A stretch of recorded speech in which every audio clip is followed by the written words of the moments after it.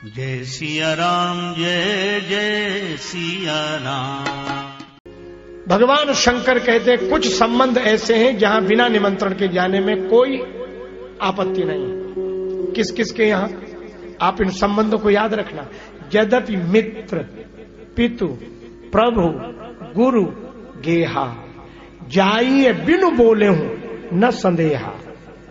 मित्र के यहां, पिता के यहां, स्वामी के यहां, गुरुदेव के यहां बिना निमंत्रण के भी जाने में कोई संकोच नहीं करना चाहिए। किंतु तदपि विरोध मान जहां कोई, तहां गए कल्याण न होई।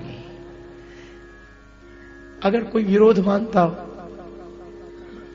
उसने मान ही लिया हो और उसके यहां पहुंचते ही उसे प्रसन्नता की स्थान पर परेशानी होने लगे, तो क्या अपनों को परेशान करना चाहिए?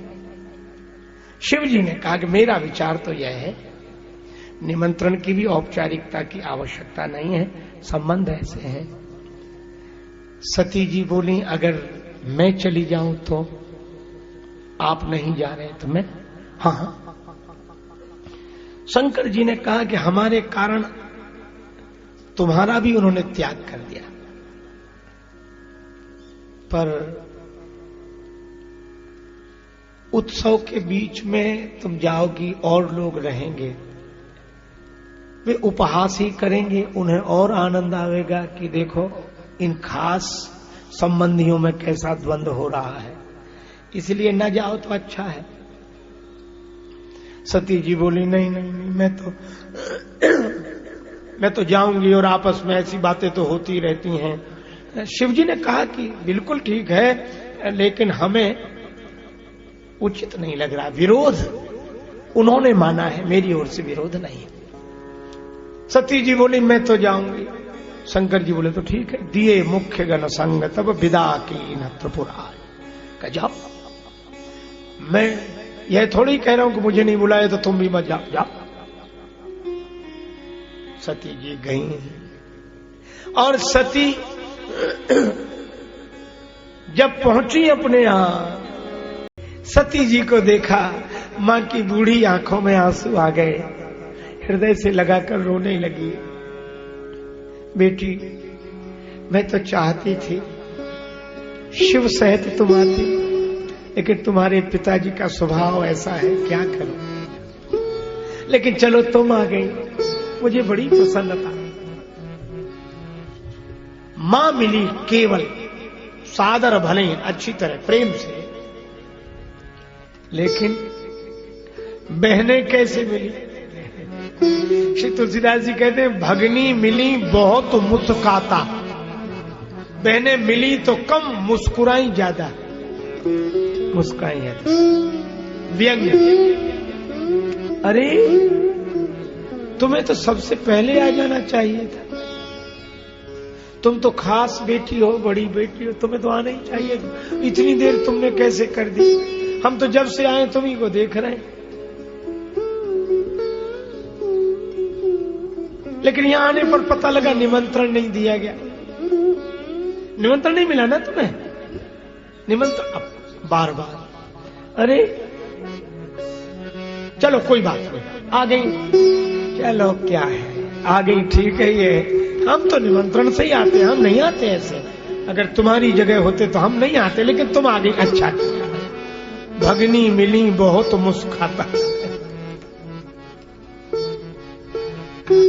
लेकिन पिता का वर्णन करते हुए श्री तुलसीदास जी कहते हैं दक्ष न कछु पूछी कुशलाता।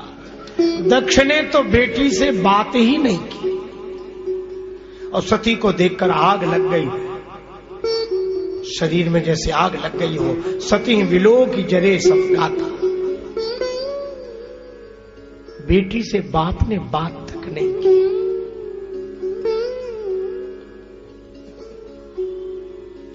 सती जी को अत्यंत दुख हुआ। दक्ष से किसी ने कहा बेटी है, कुछ बात तो करो, कुशलता तो पूछो।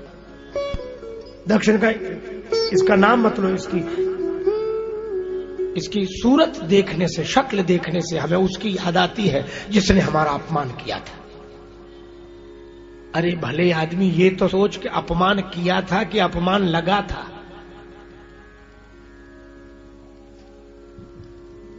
शिव क्यों अपमान करेंगे? पर बस जो बैठ गई बात, बैठ।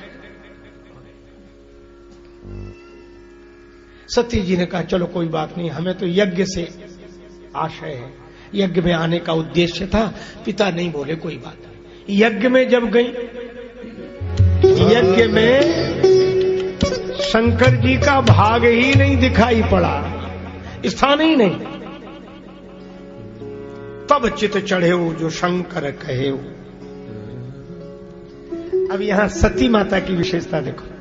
अपना अपमान हुआ तो कोई बात नहीं, पर प्रभु अपमान समुझ उर दये। भगवान शंकर का अपमान,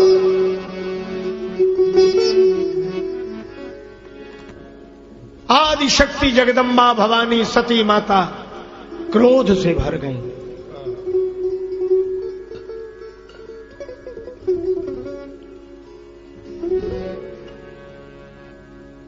सुनो सभासद सकल मुनिंदा। सती माता ने कहा, सभा में बैठे हुए सब लोग सुन लें और ये मुनि समूह भी श्रवण कर लें। कही सुनी जिन शंकर निंदा, जिन्होंने भगवान शंकर की निंदा की है, सो फल तुरंत लहव सब काहू। देखो शिव जी के विरोध का तुरंत फल मिलेगा। क्यों? क्योंकि शिव जी की भक्ति का तुरंत फल मिलता है। आशुतोष, भगवान शंकर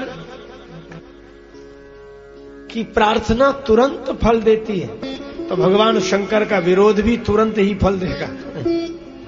सो फल तुरंत लाभ सबका हो। और ये जो पिता है, सती जी बोली, भली भांति पछताओ पिता हो। ये पिता को भी अच्छी तरह पछताना पड़ेगा। संत शंभु श्रीपति अपवादा, सुनिए जहां तहां असी मर्यादा। और शंकर जगत वंद्य जगदीशा, सुरनर मुनि सब नावत सीसा। उन शंकर भगवान को अपमानित किया है। पिता मंदमति निंदत ते ही। ये मेरा मंदमति पिता निंदा कर रहा है, तो क्या करोगी? पिता का त्याग करोगी? सती जी बोली नहीं, केवल पिता का ही त्याग नहीं, फिर दक्ष शुक्र संभव यह देही। जिस पिता ने भगवान शंकर का विरोध किया है, उस पिता के दिए हुए शरीर का भी मैं त्याग कर दूंगी।